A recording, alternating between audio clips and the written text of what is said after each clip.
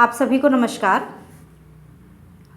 जैसे कि आप सभी को पता है, आयोग के द्वारा एक विज्ञप्ति जारी की गई है जिसमें यूपीपीसीएस प्रीलिम्स और आरओ प्रीलिम्स की परीक्षा तिथियां तय कर दी गई है। ठीक है, अब ये परीक्षा आपकी 2 दिनों में संपन्न होगी। जैसे कि आयोग का कहना है कि सेंटरों की अनुपलब्धता की वजह से 2 दिनों में परीक्षाओं का आयोजन किया जा रहा है, इस तरीके की बात की गई। हालांकि इससे पहले भी अगर हम देखें तो आंदोलन हुए, परीक्षा तिथि 2 दिन यानी परीक्षाओं का जो नियम है वो 2 दिन में कराने के बजाय, खास करके यूपीपीसीएस प्रीलिम्स के लिए, तो उसमें सचिव जी की भी बात आपने सुनी होगी, जो वीडियो में उन्होंने कहा था कि देखते हैं आगे क्या होगा, सेंटर वेंटर तय हो जाए उसके बाद देखेंगे। हालांकि उन्होंने ऐसे पूर्ण सांत्वना तो उस समय भी नहीं दी थी, अगर हम उनके वीडियो को देखें तो।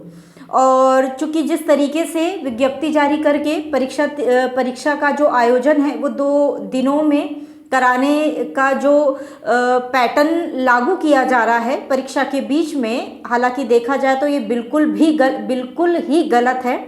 ऐसे नहीं होता है। जैसे कि सुप्रीम कोर्ट ने भी कहा है कि आप बीच में नियमों का जो चेंजेस है वो नियमों में बदलाव आप नहीं कर सकते हो।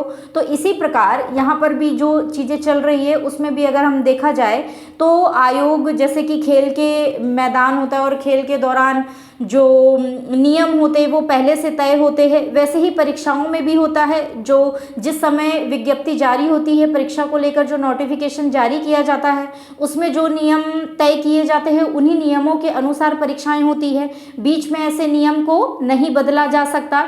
तो इस तरीके की आयोग की जो ये मनमानी चल रही है, हालांकि तो नहीं होनी चाहिए बिल्कुल भी, और मैं इसका विरोध करती हूँ। और कोशिश रहेगी कि हम भी इन सब चीज़ों का विरोध करें और कोशिश करें कि हमारी परीक्षा जिस नियम के तहत पहले होती थी उन्हीं नियमों के तहत जारी रहे। हालांकि अब देखना है आगे क्या होता है, पता चलेगा क्या आयोग फैसला लेता है फिर से। हालांकि कोर्ट जाने की अब तैयारियां शुरू हो चुकी है, तेज़ी आ गई है उसमें।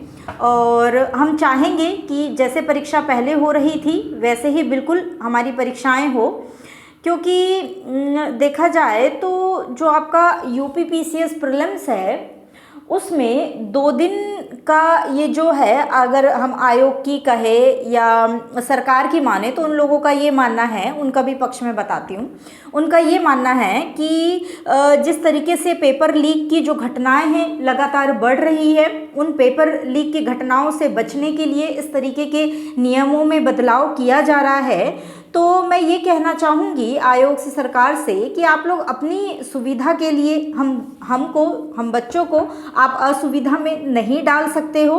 आपको कुछ और नियम तय करने होंगे। इस तरीके से काम नहीं चलेगा और मेरे हिसाब से नहीं भी चलना चाहिए, ये उचित भी नहीं है। ठीक है, तो हम बिल्कुल इसका विरोध करते हैं और ये चीज़ें नहीं होनी चाहिए। अब यहाँ पर दूसरा एक और मैं आपके सामने ऑप्शन रखना चाहूँगी। ये तो हो गई आयोग क्या कर रहा है और ये तो हो गई कि हम क्या चाहते हैं, ये 2 बातें हो गई। ठीक है, दूसरी बात ये है, तीसरी बात ये है, 2 बातें हो गई। अब तीसरी बात आपके सामने ये है कि मान लीजिएगा अगर आयोग ने बात नहीं मानी, कोर्ट भी चले गए, ठीक है, कोर्ट में प्रक्रिया चल रही है, हाल ना सुनवाई होगी ना कुछ होगा। हाँ, हो सकता है एक हाथ पेशी हो जाए और फिर लंबी टल जाए, जैसे कि एमपीपीएससी में होता रहा है। मैं भुगतमान भोगी हूँ क्योंकि मैं एमपी के एग्ज़ाम देती हूँ, तो मैं वहाँ से भुक्त भोगी हूँ कि किस तरीके से जो कोर्ट है वो भी लेट लतीफ़ी करते हैं। ठीक है, तो अब यहाँ पर सवाल ये है कि मान लो ये चीज़ें कोर्ट में चली भी जाती है, तो आप ये सोच रहे होंगे कि कोर्ट में चली गई तो तुरंत इसका निराकरण हो जाएगा, तो निराकरण नहीं होगा। मैं दूसरा ऑप्शन आपको बता रही हूँ, तो इसका निराकरण नहीं होने वाला इतनी जल्दी, तो एटलीस्ट नहीं होने वाला है। ठीक है, दूसरी चीज़ ये कि जब निराकरण में टाइम लगेगा तो क्या परीक्षा नहीं होगी, ऐसा हम कह सकते हैं क्या? नहीं, ऐसा नहीं है। जैसे कि एमपी में भी मैं आपको एग्जांपल दे रही हूँ कि 2019 की वैकेंसी फंसी थी। 2019 की वैकेंसी के लिए बच्चा कोर्ट गया, लेकिन उसने, आयोग ने जो अपनी तिथियां तय कर दी थी वो उसी तिथियों पे एग्जाम लेता रहा। बच्चा कोर्ट में भी लड़ रहा है, बच्चा एग्जाम भी दे रहा है, दोनों ही चीजें हो रही है। ठीक है, तो यहाँ पर भी वैसा ही होने वाला है कि आपको कोर्ट में भी लड़ना है, आपको आयोग से भी लड़ना है, लेकिन आपको एग्जाम भी देते रहना है। अब यहाँ पर मैं आपको ये समझाना चाहती हूँ कि ऐसा नहीं कि आप कोर्ट में लड़ने के चक्कर में और आयोग के सामने धरना प्रदर्शन करने के चक्कर में अपनी पढ़ाई से दूर हो जाए, क्योंकि अगर आयोग ने क्या कर दिया, आपका एडमिट कार्ड जारी कर दिया, तब आप कैसा करोगे? बाकी बच्चा जो घर बैठ के पढ़ रहा है वो तो जाके एग्जाम देगा, वो तो जाके सिलेक्शन लेगा, लेकिन आप जो स्वयं के अधिकार और वो जो घर बैठा हुआ बच्चा है उसके अधिकार के लिए लड़ रहे हो, आप चले जाओगे, आपका घाटा हो जाएगा, आपका नुकसान हो जाएगा, आप ना ढंग से परीक्षा दे पाओगे, क्योंकि आप तो आंदोलनरत रहे, आप कोर्ट की चक्कर काटते रहे। तो मेरा कहने का मतलब ये है कि हमें आंदोलन के साथ साथ, ठीक है, हमें आंदोलन भी करना चाहिए, हमें कोर्ट भी जाना चाहिए, ये नियम इस तरीके से बीच में बदल नहीं सकते, लेकिन उसके बावजूद हमको परीक्षा के लिए भी तैयार रहना है, जैसा कि एमपी के बच्चे करते हैं। वो कोर्ट में भी लड़ रहे हैं, लगातार परीक्षाएं भी दे रहे हैं और लगातार, हालांकि आंदोलन तो नहीं कर रहे लेकिन कोर्ट में लड़ रहे हैं, और बीच बीच में छुटपुट आंदोलन वहां पर भी हो ही जा रहे हैं। तो कहने का मतलब ये है कि आपको आंदोलन और कोर्ट के साथ साथ आपको अपनी तैयारी भी रखनी है, ताकि अगर आयोग एग्जाम लेता है तो आपका जो एग्जाम है वो खराब ना हो, इससे आपका ही नुकसान होगा, किसी का कुछ नहीं जाने वाला है, ठीक है। तो आपको थोड़ा सा इधर भी ध्यान देना है, ठीक है। अब ये जो लास्ट टाइम है इसमें भी मैं बता दूं कि आपको करना क्या है। अब तक आपने जितना पढ़ चुका है, जितनी तैयारी हो चुकी है आपकी, हो चुकी होगी, काफी समय मिला है, आरओ के लिए भी, यूपीपीसीएस के लिए भी बार बार मिला है, ठीक है। अगर इतने समय में भी आप तैयारी को अपनी बेहतर नहीं कर पाए हैं तो वो फिर आपकी जिम्मेदारी है और आपकी गलती है कि आप इतना लंबे समय में भी अपनी तैयारी को फुलफिल नहीं कर पाए। तो मैं उन छात्रों के लिए खासकर ये बात बोलना चाहती हूँ जो अपनी तैयारी बेहतर ढंग से अब तक किए हुए हैं, और हालांकि जिनकी थोड़ी बहुत पहले तैयारी है, बहुत बेहतर नहीं भी हुई है, वो अगर लास्ट टाइम में, अब ये जो समय आपके पास बचा है, इस समय में सिर्फ और सिर्फ आपको टेस्ट पेपर लगाने हैं और लास्ट ईयर के पीवाईक्यू लगाने हैं, ठीक है। पीवाईक्यू को रटना नहीं है, बार बार हमको पैटर्न देखना है कि आयोग किस तरीके के क्वेश्चन पूछ रहा है, किस तरीके के क्वेश्चन पूछ रहा है, ठीक है। जो तरीका है आपके आयोग का क्वेश्चन पूछने का, उस क्वेश्चन के हिसाब से आप जो टेस्ट पेपर लगा रहे हैं वो मेल खाते हैं या नहीं खाते, मैंने आपको बार बार कहा है, ये चीजें आप चेक करिएगा। आप एक बार हमारी टेस्ट सीरीज को देखिए जो कैरियर पथ एप्लीकेशन पर आपको उपलब्ध होगी, उस टेस्ट सीरीज को जब आप देखेंगे तो वो आपके आयोग के पैटर्न से बिल्कुल मेल खाती है। तो आप उन टेस्ट पेपर को एक बार लगा करके देखिए और आपको पसंद हो तो आप उसको ज्वाइन करें। तो लास्ट ये जो टाइम है आपके पास वो सिर्फ और सिर्फ आपके टेस्ट पेपर लगाने का टाइम है और लगातार आयोग के जो पैटर्न है उसको समझने का, उसको देखने का टाइम है। और आपको इससे क्या होता है, देखो 2-3 लाभ हो जाते हैं। एक तो आपको समझ में आने लगता है कि सब्जेक्ट में आपकी अच्छी पकड़ है, मतलब किसका रिवीजन नहीं करना है, और किस सब्जेक्ट में आप कमजोर है, किसको उठा करके उसका बार बार रिवीजन करना है। ये एक आपको आसानी हो जाएगी। दूसरी आसानी आपको ये हो जाएगी ऑप्शन में, ऑप्शन के पैटर्न में, क्योंकि यूपीपीसीएस का एक पैटर्न रहा है कि वो कई बार अपने ऑप्शन में ही उलझा देता है, ठीक है। सीधा सीधा आंसर होता है लेकिन उसके बावजूद वो ऑप्शन में आपको उलझा देगा। तो वो सारी चीजें आपको क्या करनी है, लगातार देखनी है। और वो देखने का सिर्फ एक ही तरीका है कि आप किसी विश्वसनीय टेस्ट सीरीज या टेस्ट श्रृंखला जो चला रहे हैं उनको आप लगाइए। तो मेरा कहने का मतलब ये है कि आप एक बार आकर के देखिए, आप एक बार लगा करके देखिए। कैरियर पथ एप्लीकेशन है, लिंक आपको इसी के कमेंट बॉक्स में मिल जाएगी, आप उससे आ सकते हैं, एप्लीकेशन पे बराबर आप देख सकते हैं, ठीक है। तो यहाँ पर आप ये चीज लास्ट में कर सकते हैं। इसके अलावा कुछ महत्वपूर्ण सब्जेक्ट जो ऐसे ही कि जिनसे कंफर्म है कि क्वेश्चन आने ही आने, तो एक करंट तो मैं आशा करती हूँ आप तैयार करते चल ही रहे होंगे।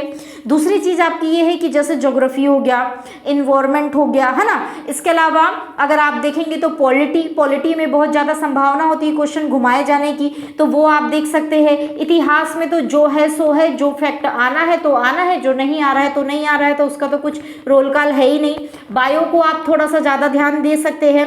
इसके अलावा कुछ कॉन्सेप्चुअल क्वेश्चन आपको ज्योग्राफी, इन्वायरमेंट के देखने के लिए मिल जाएंगे कि ऐसा होता है तो ऐसा क्यों होता है, सर्दी पड़ती है तो उसका रीज़न क्या है, गर्मी पड़ती है तो उसका रीज़न क्या है, एक ही अक्षांश पे दो शहर है, एक जगह गर्मी पड़ रही है, एक जगह सर्दी पड़ रही है, एक जगह अच्छी बारिश हो रही है, एक जगह कम बारिश हो रही है, तो उसके रीज़न क्या है। तो ये कुछ कॉन्सेप्चुअल क्वेश्चन है जो आपको कथन कारण के तौर पर देखने के लिए मिल जाएंगे, और कॉन्सेप्ट वाले ज़्यादा क्वेश्चन आपको पॉलिटी, ज्योग्राफी और इन्वायरमेंट से ही देखने को मिलेंगे, ठीक है। तो इनको आप मल्टीपल टाइम इनका लगातार आप रिवीजन करते रहे, ताकि लास्ट टाइम आपको ये है कि कुछ चीज़ें अगर आप भूल भी रहे तो वो आपकी कवर अप होती रहे। हालांकि अब इस साल भर में जो चक्रवात वगैरह आए हैं उनको भी, तूफान चक्रवात ये जो सब आए हैं, कुछ बंगाल की खाड़ी में, कुछ अरब सागर में, है ना, तो उनको भी थोड़ा सा देखते जाए। दूसरा महत्वपूर्ण बात ये है आपको इस लास्ट टाइम देखने की कि जो अभी इजराइल हमास इनके सबके युद्ध चल रहे हैं, उनके आसपास का जो जलीय क्षेत्र है कौन कौन सा लग रहा है, जो स्थलीय भूभाग है, इजराइल से कितने देश सीमा बना रहे हैं, कौन से नहीं बना रहे हैं, ये सारा चीज़ें आप वहाँ की जो मैपिंग है उसको अवश्य ही देख करके जाए। बहुत इंपॉर्टेंट है, एक क्वेश्चन डेफिनेटली कि उस पोर्शन से ये जो चल रही है अंतर्राष्ट्रीय स्तर पर चीज़ें, उससे ज़रूर आपको देखने के लिए मिल जाएगा, ठीक है।